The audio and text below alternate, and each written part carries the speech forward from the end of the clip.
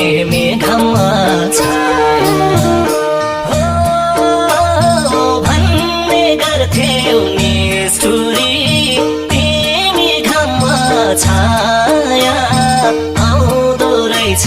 सम्झना त छुटे पनि माया आउँदो रहेछ